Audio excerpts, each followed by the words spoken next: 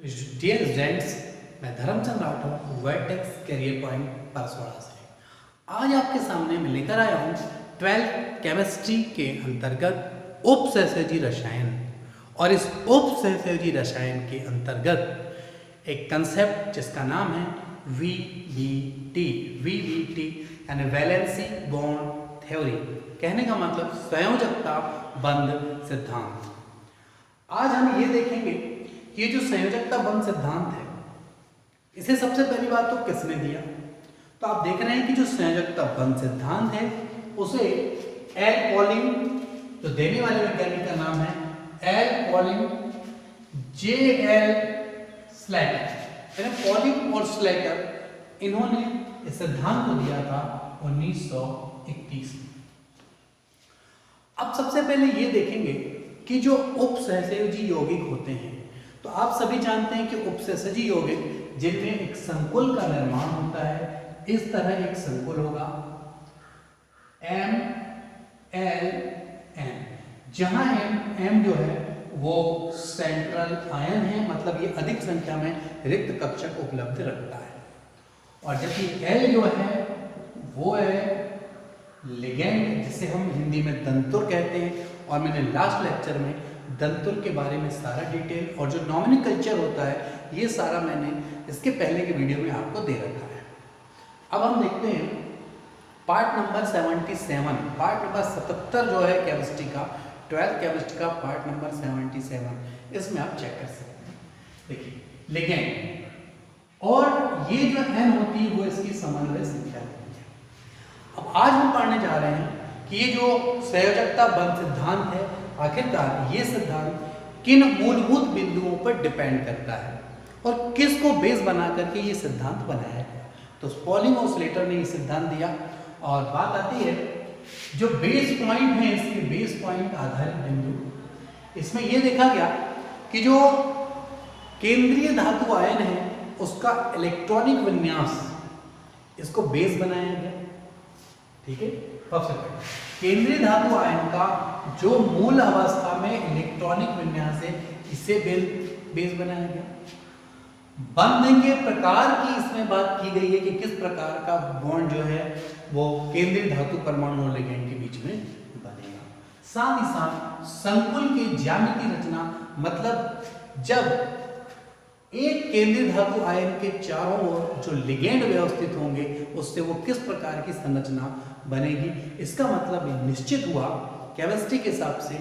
यहाँ यदि हम संरचना की बात कर रहे हैं, इसका यह मतलब हुआ कि हम संकरण की बात हम यहाँ जरूर करेंगे, ये तो तय है। फिर है संकुल का चुंबकीय गुण, और हम ये जानते हैं चुंबकीय गुण चाहे वो किसी का भी हो, वो डिपेंड करता है कि कितने इलेक्ट्रॉन अयुग्मित हैं। और हम वन बाय वन अब हम इसके, ये तो वो बेस पॉइंट थे, वो मुख्य बिंदु हैं जिन पे बेस्ड होकर के वीबीटी बना है। तो वीबीटी को बनाया 1931 में पॉलिंग और स्लेटर ने मिलकर। इसमें जो मुख्य बिंदु जो बेस माना गया वो बेस है आयनिक, जो आयन है यहाँ पे केंद्रीय धातु आयन, उनका इलेक्ट्रॉनिक विन्यास, बंध का प्रकार, संकुल की ज्यामिति और संकुल का चुंबक गुण, यानी इन बिंदुओं पे बेस्ड होकर के बना। और अब हम देखेंगे एक एक करके इसके सारे पॉइंट्स। और बच्चों ये ध्यान रखना, जिन्होंने मुझसे नामकरण पढ़ चुका है, लिगेंड्स पढ़ चुके हैं, सारी डिटेल्स आपने पढ़ चुके हैं, आज जो आपको मैं वीबीटी पढ़ाने जा रहा हूँ, ये वीबीटी का लगभग 75% से ज़्यादा मैंने आपको पढ़ा चुका है। ये अलग बात है कि आपने उसको उस नाम से आपने नहीं पढ़ा था, और मैंने पढ़ाया भी नहीं आपको, क्योंकि स्टार्टिंग में यदि मैं वीबीटी स्टार्ट कर देता ना तो इसके पॉइंट सुन करके आपको मेरा लेक्चर बोर लगता। और यकीन मानिए अब वो वीडियोस चूँकि देख चुके हैं, मेरी ऑफलाइन क्लास को भी आपने ज्वाइन किया है, ऑनलाइन भी किया, तो निश्चित रूप से अब ये जो है एक प्रकार से मैं आपको टैली करवा रहा हूँ।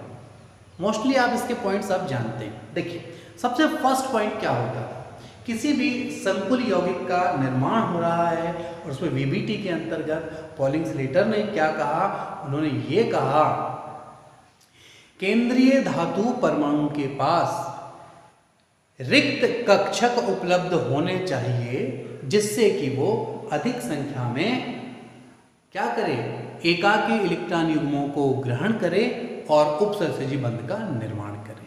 ये सबसे फर्स्ट पॉइंट होता है। ठीक, अब देखिए सबसे फर्स्ट पॉइंट, केंद्रीय धातु परमाणु, केंद्रीय या ये आयन भी कह सकते हैं, अनेक रिक्त कक्षक, अनेक रिक्त डी कक्षक उपलब्ध रहते हैं जो लिगेंड द्वारा एकाकी इलेक्ट्रॉन युग्मों को ग्रहण करके उपसहसंयोजी बंध का निर्माण करते हैं। यह चीज तो हमने पहले भी देखी हुई है। संक्रमण तत्वों के गुण में भी आप पढ़ते हैं। कोई आपसे पूछता था संक्रमण तत्व उपसहसंयोजी यौगिक क्यों बनाते हैं, तो आपका रिप्लाई होता था संक्रमण तत्वों में बहुत से रिक्त कक्षक उपलब्ध होते हैं जो एकाकी इलेक्ट्रॉन युग्मों को ग्रहण करके उपसहसंयोजी बंध बना सकते हैं, और ये गुण जो है संक्रमण तत्वों का वो काम आता है उपसहसंयोजी यौगिकों के निर्माण में, और यहाँ वो केंद्रीय धातु परमाणु का कार्य करता है। मतलब कौन, ये इसके पास क्या होना चाहिए, अधिक रिक्त कक्षक, और वो उपलब्ध होता है। ये फर्स्ट पॉइंट था आपके इस वीवीटी सेट का। और दूसरी बात, अब ये जो केंद्रीय धातु परमाणु होता है या आयन होता है, ये क्या करेगा, अपने S, P और D इन कक्षकों में करेगा ये अब संकरण। ये संकरण होगा और संकरण के दौरान नए समान ऊर्जा और समान आकृति के नए संकरित कक्षक बनाएगा। और कितने बनाएगा, संकरण के नियम से उतने ही बनाएगा जितनी संख्या में परमाणु कक्षक भाग लेंगे। ठीक है, संकरण का रूल्स आप सभी को पता है, तो बस उसी पर ध्यान रखना है। यहाँ पर जो एफ तो यहाँ यूज होगा नहीं, SPD कक्षक है, ये संकरित होंगे। संकरित होकर क्या करने वाले हैं, ये संकरित होकर के क्या करेंगे, ये नए संकरित कक्षक बनाएंगे, समान ऊर्जा और समान आकृति के बनाएंगे। और कितनी संख्या में बनाएंगे, जितनी संख्या में ये भाग लेंगे। तो देखिए केंद्रीय धातु आयन में उनकी समन्वय संख्या के बराबर, ये पॉइंट को आपको ध्यान रखना है। यानी कितने स्थान वो उपलब्ध कराएंगे ये डिपेंड करता है कि उनकी समन्वय संख्या कितनी है। जैसे कि यहाँ पर आप देखें ये N, मान लो कोई एक एग्जांपल लेता हूं मैं, CONH3 होल ट्वाइस Cl3 और ये माइनस, एक एग्जांपल आपके सामने। तो आप देख रहे हैं कि यहाँ पर लिगेंड कितने हैं आपके, ये 2 हो गए और ये हो गए आपके टोटल 3, 2 और 3। तो फाइनली लिगेंड कितने हैं यहाँ पे, यहाँ जो लिगेंड है 5। तो कितने स्थान उपलब्ध कराएगा, ये 5। ये 5 क्या थे लिगेंड की संख्या, समन्वय संख्या। तो क्या करते हैं केंद्रीय धातु आयन समन्वय संख्या के बराबर SPD कक्षक परस्पर अतिव्यापित होकर समान ऊर्जा के समान आकृति के उतने ही नए संकरित कक्षक बनाते हैं जितनी संख्या में S, P और D ये पार्टिसिपेट करते हैं, भाग लेते हैं। कक्षक अतिव्यापित होकर समान ऊर्जा, शब्दों पे आपका फोकस ज्यादा जरूरी है, समान ऊर्जा व समान आकृति के समान संख्या में नए संकरित कक्षक बनाते हैं। और इसी कारण से इनकी एक निश्चित ज्यामिति होती है, जो कि आपका पॉइंट था, ये देखिए ये पॉइंट था। इसकी जो निश्चित ज्यामिति होती है वो क्यों होती है, आ गया वो पॉइंट आया आपका। ठीक है, इलेक्ट्रॉनिक विन्यास वाली बात भी आ गई SPD में। देखिए बंध का प्रकार, तो आप यहां देखते हैं कि कौन सा बंध बना, उपसहसंयोजी, तो ये बंध के प्रकार वाली बात भी यहां शामिल हो चुकी है। अब देखिए, अब ये जानते हैं आप कि ठीक है केंद्रीय धातु परमाणु तो अवेलेबल हो गया, उसने रिक्त कक्षक उपलब्ध करा दिया, लेकिन लिगेंड क्या करेगा, लिगेंड कौन होते हैं, तो लिगेंड या तो ऋणायन होते हैं, या तो धनायन होते हैं, या तो उदासीन होते हैं। और ये जो लिगेंड होते हैं ना, इनके पास मिनिमम यानी कम से कम एक LPE तो होना ही चाहिए, और मुख्य रूप से ये सिग्मा कक्षक के होते हैं। तो देखिए प्रत्येक लिगेंड जो होता है में कम से कम एक सिग्मा कक्षक होता है जिसमें एकाकी इलेक्ट्रॉन युग्म होते हैं, यानी कौन होता है, Lp, ताकि आसानी से दे सके। अब बात आती है जो धातु है, धातु ने रिक्त कक्षक उपलब्ध तो करा दिया, अब जो लिगेंड होते हैं ये लिगेंड क्या करेंगे, उनके समीप जाकर के दाता परमाणु का काम करेंगे और ये इलेक्ट्रॉनों को दान करेंगे। मतलब एक तरफा साझा, दान मतलब ऐसे दे नहीं देंगे, जाकर के एक तरफे साझे से जुड़ेंगे, जिससे कि लिगेंड यहाँ दाता परमाणु का काम करेगा, जो धातु है वो ग्राही परमाणु का काम करेगा। एक मतलब उपसंयोजी बंध का निर्माण होगा जिसकी जो दिशा है वो कहाँ होगी, दाता परमाणु से ग्राही की ओर, ग्राही से दाता। अब देखना है धातु परमाणु या आयन में रिक्त कक्षक, लिगेंड में सिग्मा कक्षक को है, उपसंयोजी बंध बनेगा, लेकिन यहां आप ध्यान रखेंगे थोड़ा अपोजिट है, ठीक है। तो यहां पर इस तरीके से लिगेंड जो है M को देगा, लिगेंड दाता है और M जो है वो ग्राही परमाणु होता है, और यहां बन रहा है, ध्यान रखना लिगेंड दाता है, दाता से ग्राही की ओर उपसंयोजी बंध होते हैं। अब बात आती है, हमें यह देखना है जब इनकी ज्यामिति की बात आती है और संकरण की बात आती है, संकरण ज्ञात करते समय आप ये पाएंगे कि जो d ऑर्बिटल होता है यानी d कक्षक होता है, ये कहाँ का यूज हो रहा है। यदि ये उपांतरिम कोश का यूज हो, यानी n-1 d कक्षक यदि संकरण में भाग ले रहे हैं तो उन्हें हम कहते हैं, ऐसे संकुलों को हम कहते हैं निम्न चक्रण संकुल। लेकिन यदि जो डी उपकोश है वो भाग ले कहाँ का, बाहर का, यदि डी उपकोश जो वो भाग ले संयोजी कोश का डी उपकोश यानी एनडी कक्षक भाग लेता है, तब हम उस संकुल को कहते हैं उच्च चक्रण संकुल।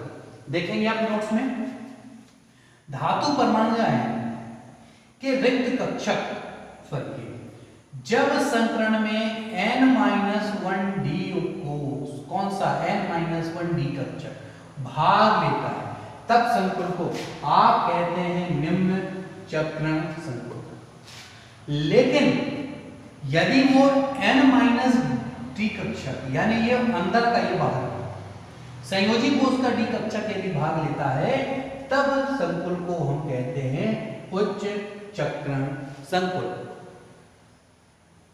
साथ ही साथ अब बचती है हमारे चुंबकीय गुण की बात, और तो उन्होंने ये कहा कि इनके संकुलों में हम ये देखेंगे कि जिनमें अयुग्मित इलेक्ट्रॉन है तो वो अनुचुंबकीय होगा, और यदि युग्मित इलेक्ट्रॉन है तो प्रतिचुंबकीय होगा। और ये कंसेप्ट भी हमने पहले पढ़ा है, तो आप ये दे सकते हैं संकुल में अयुग्मित इलेक्ट्रॉन होने पर ये होंगे अनुचुंबकीय, लेकिन अगर ये युग्मित हैं होने पर ये होते हैं प्रतिचुंबकीय। अब बात आती है ऐसा क्यों, ऐसा इसलिए जैसे कि मान लीजिए कि आपके पास यहां पर ये एक इलेक्ट्रॉन है और दूसरा एग्जांपल आपके पास ऐसा है यहां दो इलेक्ट्रॉन, तो ये एक इलेक्ट्रॉन जो चुंबकीय आघूर्ण है वो इस दिशा में उत्पन्न करता है, और चुंबकीय आघूर्ण कितना होगा वो डिपेंड करता है mu is equal to n+2 पर, जहां पर n जो है n ये है अयुग्मित इलेक्ट्रॉन की संख्या। लेकिन एक बात तो समझना है, ये अयुग्मित इलेक्ट्रॉन है, ठीक है, इसकी वैल्यू आप पुट अप कर देना, लेकिन जब ये जोड़े के रूप में होता है, युग्मित होता है, तो ऐसा क्या होता है कि वो चुंबकीय गुणों को नहीं दर्शाता, यानी वो प्रतिचुंबकीय होता। उसकी एक वजह समझना, यहां पर कितने इलेक्ट्रॉन है, 2, इसकी वजह से चुंबकीय आघूर्ण उत्पन्न होगा और इसकी वजह से भी चुंबकीय आघूर्ण उत्पन्न होगा। लेकिन ये दक्षिणावर्त घूमता है, इसकी दिशा अलग है, ये वामावर्त घूमता है, इसकी दिशाएं अलग है, तो दोनों की जो दिशाएं हैं वो अलग है, दोनों के द्वारा उत्पन्न होगा, लेकिन दिशा विपरीत होने की वजह से ये एक दूसरे के प्रभाव को नष्ट करेंगे और फाइनली म्यू की वैल्यू कितनी होगी, 0। और कई बार आप देखेंगे, यहां एक खास बात देखें, जो प्रबल लिगेंड होते हैं जनरली हम ये जानते हैं कि समान ऊर्जा वाले कक्षकों में इलेक्ट्रॉन को हम एक एक करके भरते हैं। ठीक है, ये हुंड का नियम है जो कि आपने 11th में भी पढ़ा है।